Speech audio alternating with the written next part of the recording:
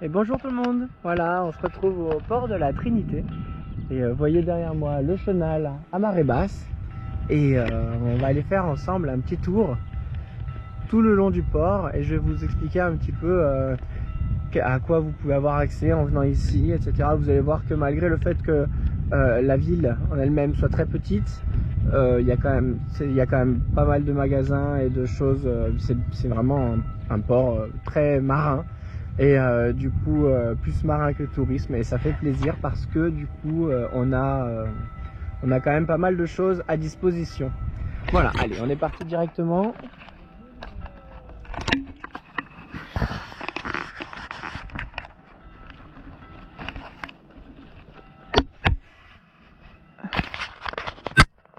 Hop, voilà, ça tient nickel. Vous allez voir qu'on a un nouveau moyen de locomotion.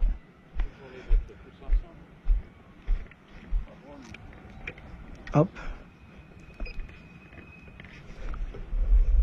Et voilà, on est parti.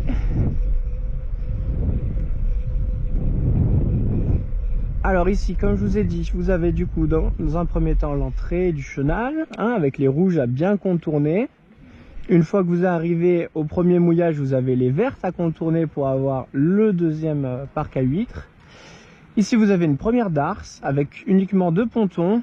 J'imagine peu d'eau, puisque c'est que des petits voiliers. En coup, qu'il y en a des gros là-bas. Et du coup, c'est une darse qui est réservée pour les places à l'année, mais qui, de temps en temps, peuvent dépanner aussi... peuvent dépanner la capitainerie. Enfin, c'est des places qui peuvent avoir besoin aussi pour les visiteurs. Voilà, maintenant le ponton visiteur ne se trouve pas ici, on va aller voir ça de suite. Alors ici nous avons la SNT, Société Nautique de la Trinité, je pense, qui est un club de voile, peut-être un des plus vieux clubs de voile de France, hein, je pense. Vous voyez que toujours tout est bien entretenu, tout est propre, tout est nickel, il n'y a pas une vis qui dépasse, etc. C'est carré, et c'est ça qu'on aime voir dans une école de voile, c'est quand les bateaux sont bien entretenus. Fondé en 1879, vous vous rendez compte? Donc voilà. Donc là, une école de voile, pareil, si vous cherchez des écoles de voile un petit peu autres que la petite école de voile de plage l'été, vous avez aussi celle-ci, j'imagine, qui peut vraiment faire l'affaire. Donc il n'y a pas que les Glénans, il y a aussi d'autres écoles, et celle-ci, je pense, en fait partie. Maintenant, je ne les connais pas personnellement, je ne sais pas ce qu'ils proposent, mais en tout cas, on peut voir très rapidement qu'ils ont des bateaux pour tout le monde, toutes les tailles, toutes les formes. Regardez, ça, je sais pas si ça leur appartient, mais si ça leur appartient, c'est dingue. J'imagine que oui. Imaginez naviguer là-dessus en école de voile, un petit trimaran, ça peut être cool, ça peut être vraiment sympa. Voilà, donc une belle école de voile à 1879, leur cale de mise à l'eau, leur plus optimiste, tout est là, donc on les salue. Et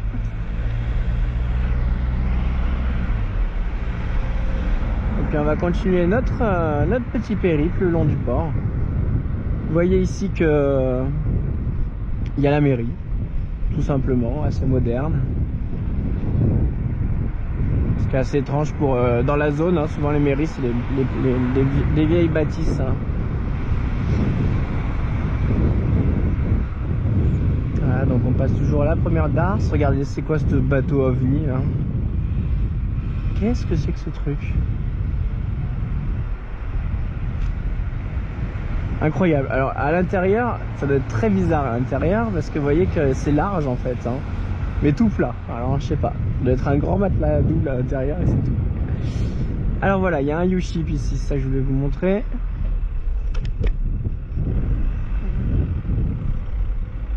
Voilà, ici il y a un grand U-ship, c'est le plus grand des deux, sachant qu'à la Trinité ils se sont donné le luxe d'en avoir carrément 2. Ici il y a plus de fringues apparemment. Donc on viendra voir ça, j'irai voir ça une prochaine fois, tranquillement. J'ai vu l'autre et j'ai appris qu'il y en avait un ici. Donc il se trouve au niveau de la mairie. C'est pas évident à voir dès le premier coup d'œil.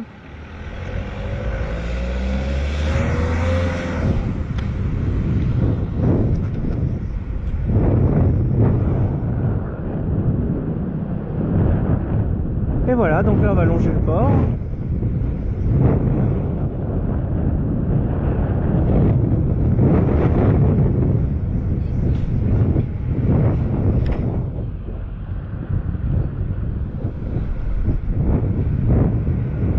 Voilà, donc vous voyez tous les petits restaurants, petites brasseries, etc. Et on arrive à la capitainerie.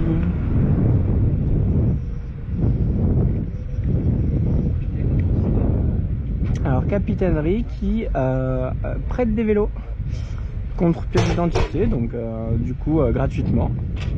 Donc ça c'est agréable, ça faisait longtemps que j'en avais pas vu. Et c'est vrai que c'est un peu un must de prêter des vélos aux plaisanciers.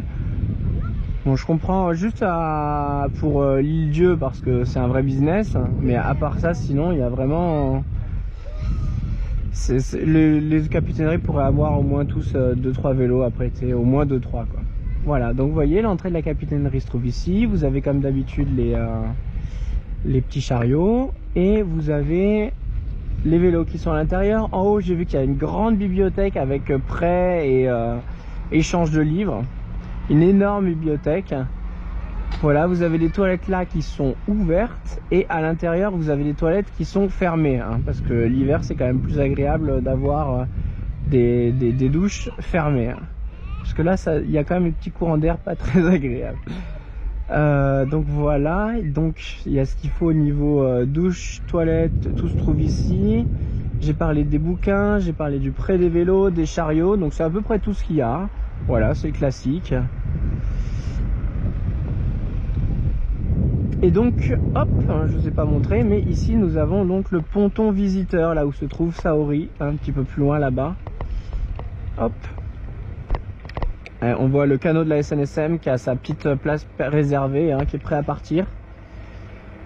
Donc voilà, la capitainerie est donc ici et le ponton visiteur, il est là. C'est le tout premier dès que vous passez le mall, c'est pas très dur. On va aller faire un petit tour au mall quand même.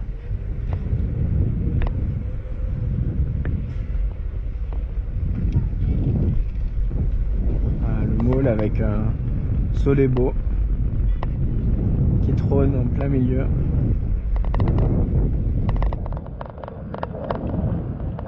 Vous voyez, il y a un grand port, hein, 1250 places, le port, dont 120 places visiteurs. 120 places visiteurs, qu'est-ce que ça veut dire? Bah, ça veut dire un ponton, hein, puisque ces grands pontons-là, il y a 60 places d'un côté, 60 places de l'autre. Donc les 120 places, vous les voyez, elles sont là. Hop, après. C'est tout ça. Voilà. Ça, c'est donc le ponton visiteur. Et à partir de là, derrière, ce sont que des pontons à l'année pour des places déjà prises. Je vais vous montrer Soleil-Beau quand même. Soleil-Beau ultime, Thomas Caudeville, voilà, comme je vous expliquais sur la vidéo précédente. Voilà, superbe.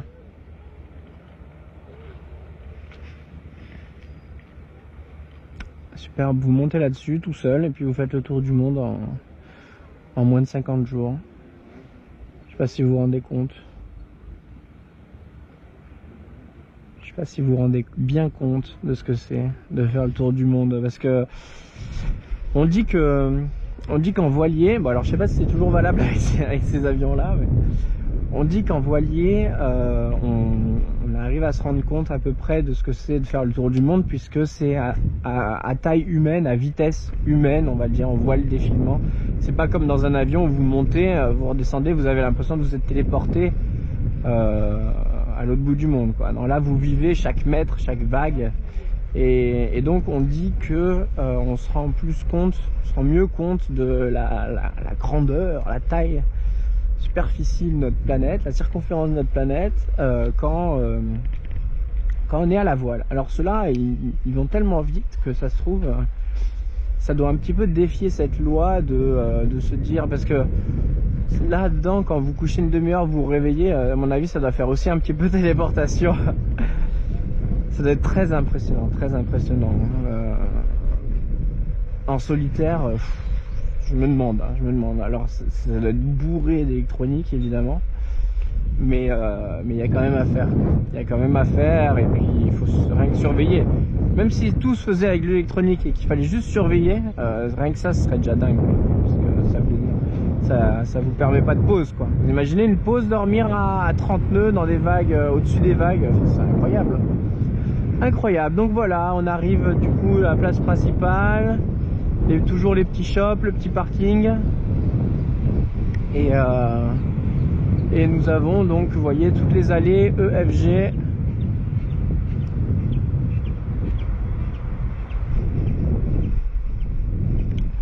Donc on avait le V, c'était le visiteur, là on a EFG. Donc, hop, je vais m'arrêter. On le voit ici. E, c'est celui qui est là-bas. On voit la lettre. F qui est ici. G qui est ici. H, I, J. Voilà, donc vous avez un point de vue sur tous les pontons. Si vous voulez venir vous amarrer, vous avez vu que les catoués sont super larges. Les catoués sont super espacés. Donc c'est vraiment très agréable au niveau des manœuvres. Bon, à part moi, la première manœuvre que j'ai eue, c'était une des plus belles manœuvres que j'ai faites parce que le bateau était carrément décalé au milieu de ma place. Donc j'avais vraiment 1 mm de chaque côté pour passer et ça s'est passé sans souci, sans même que les pare-balles touchent. C'était très beau à voir. Bien sûr, c'était pas filmé, forcément. Mais ça, c'est normal. Et donc du coup, vous voyez là-bas, ça se rétrécit un peu. Mais de base, on a quand même vachement de place. Pardon, excusez-moi. On a quand même vachement de place, que ce soit entre les catoués, surtout entre les catoués, il y a beaucoup de place, et que ce soit les pannes sont quand même assez larges.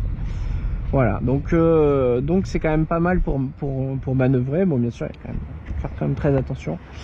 Et il y a surtout, il doit y avoir des courants de ouf. Surtout ça, quoi. C'est que si vous venez sans regarder, sans faire attention et que vous chopez un 3/12e, à mon avis, les manœuvres, c'est pas la même. Mais rien que même rentrer dans la panne, c'est pas pareil, quoi. Dernière chose, les catoués sont assez hauts. Donc comme Piriac, c'est les mêmes, je crois. Ils sont assez hauts, donc faites attention à vos pare-balles, les mettez pas à ras de l'eau, mais un petit peu plus haut, 10-20 cm, même plus, ouais, au moins 20 cm au-dessus de l'eau, parce que sinon vos pare-balles sont en dessous et ne servent à rien, Voilà, alors je vais juste regarder à combien de minutes on est. 12 minutes 45, bon, ça va le faire, je vais vous montrer les dernières choses. On a bientôt fini le tour de toute façon. Là on arrive au bout du port et du coup bien sûr port à sec. Donc 1250 places visiteurs, 1250 places au total, dont 120 places visiteurs et un port à sec de 550 si j'ai bien révisé. De mémoire c'était à peu près ça. Donc un grand port à sec que vous pouvez voir là. Ici vous avez des shops.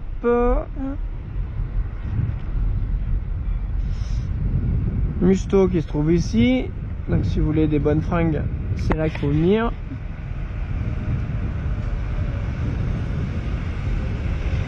Et encore un U-Ship qui se trouve ici, très bien achalandé. Donc si vous avez vos petites répas ici à faire, pas de souci. Et normalement quelque part caché que je trouve jamais, il y a... Est-ce que c'est là? Je crois que c'est là. Je vais vérifier ça. Oui, oui.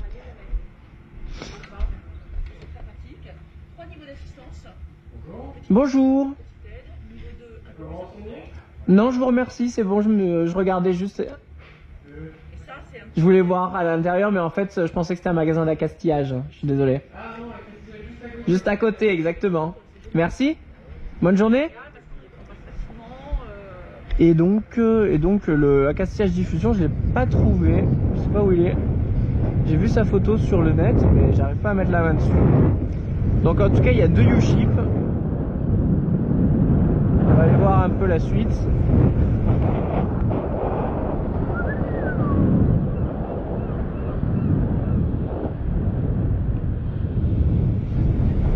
Voilà, donc là on est sur le port à sec, on va faire attention qu'il doit y avoir des vis et des clous partout. Pas prec? Ah non. Non. Alors.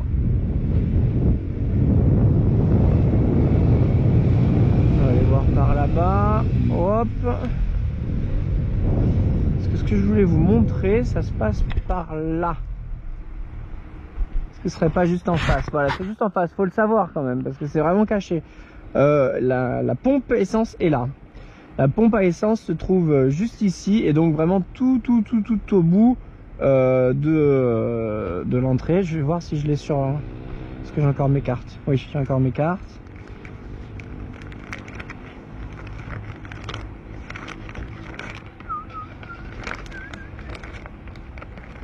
Donc là, Trinité-sur-Mer. On voit qu'il faut rentrer là, là, là. Elle est super mal faite cette carte. Elle est pourrie cette carte. Attendez. J'ai l'autre qui est beaucoup mieux. Voilà.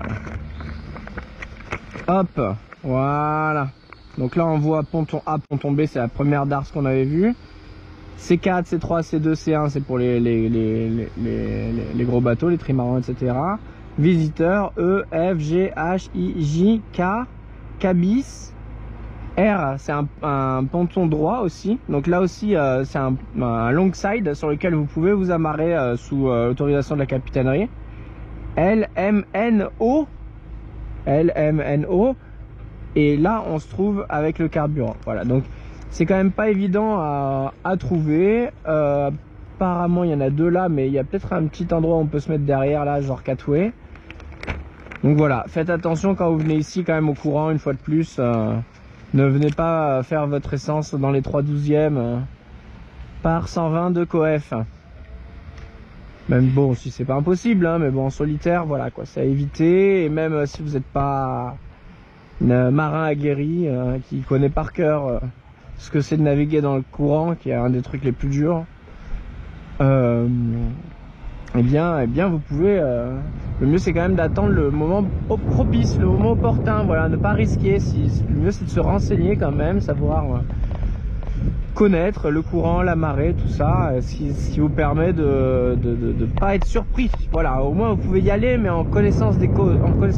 Voilà, il y a aussi une toilette ici, c'est ça que je vais vous montrer, pour ceux qui sont à l'autre bout du monde, vers le pont. On va continuer.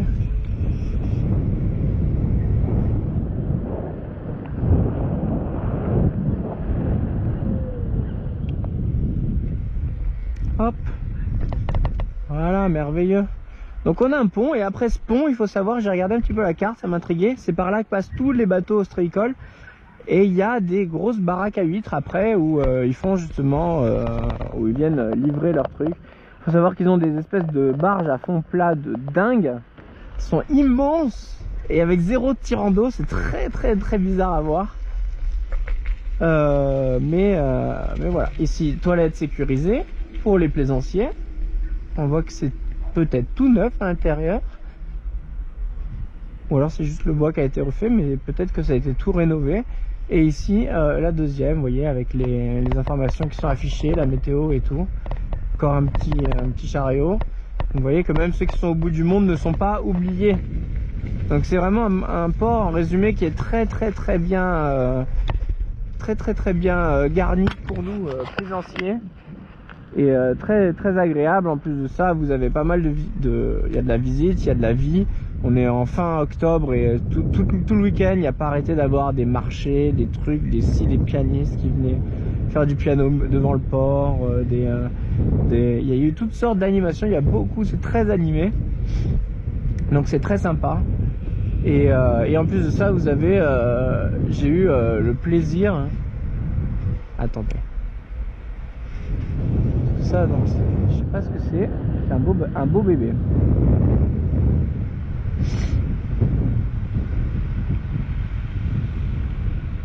Une belle quille, ouais, pas pendulaire, une quille fixe, énorme. Il doit bien galérer lui pour le chenal, en général. Voilà, bah écoutez, je pense qu'on va se laisser là-dessus. Je vais essayer de trouver une dernière belle image, pas trop long pour pas que ça dépasse. Et puis je vous embrasse, je vous retrouve une prochaine fois. On va voir un petit peu, on va aller naviguer, on va continuer notre aventure vers l'ouest. Et du coup, pour cela, on va dépasser Quiberon, on va passer Port Aliguen, je pense, dépasser Quiberon, et puis on va se retrouver gentiment on va se retrouver gentiment vers le Finistère. Voilà, pour l'instant on est encore dans le Morbihan et on va bientôt passer Quiberon pour arriver dans le Finistère. Donc les derniers instants, derniers ports, c'est que du bonheur. Voilà, donc c'est pour ça que je voulais vous en faire profiter. Écoutez, je trouve pas d'endroit super joli non plus pour le dernier plan. Hop, on va aller faire un petit plan sur Saori, je pense, il n'y a rien. Quoi de plus beau que Saori?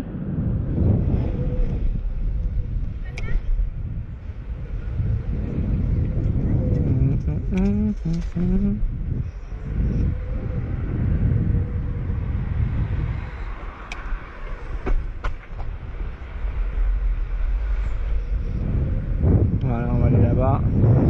J'espère que ça sera bon au niveau du timing. Je pense qu'on sera out, mais que voulez-vous? On va aller se mettre là-bas, ça sera très bien.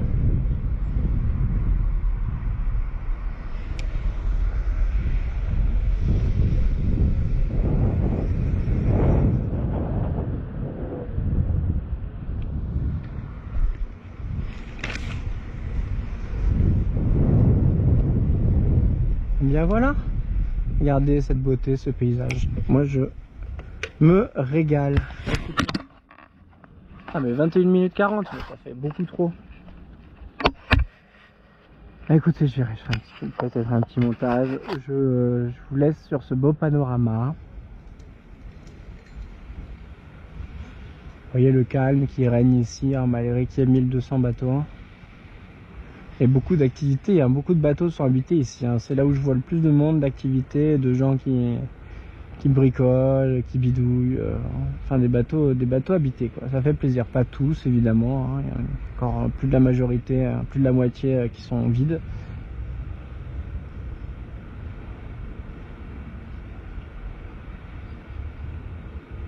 Voilà, bah écoutez, je vous laisse sur ce beau paysage. Moi je retourne à mes occupations. Et on se retrouve pour une prochaine préparation de nav avec une sortie du port, les explications qui vont avec, et puis une préparation de nav pour la suite, voilà, qui sera sûrement Port Alliguen. Voilà, pour 1 ou 2 journées, vu qu'ils sont en travaux et qu'ils peuvent pas vraiment nous accueillir plus longtemps. Voilà, mais écoutez, je vous embrasse, je vous dis à bientôt, et puis moi je vais me retrouver avec Saori.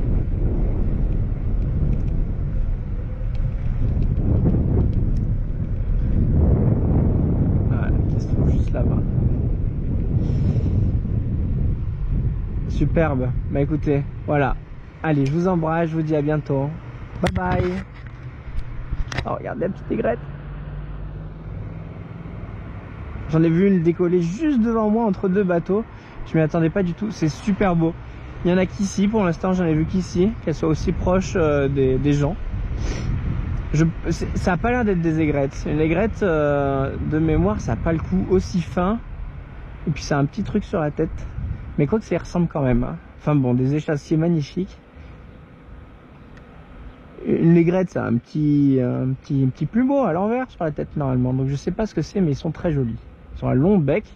Un long bec, ça veut dire que c'est des échassiers qui picorent dans la vase. Ça, j'ai appris ça à un stage environnement.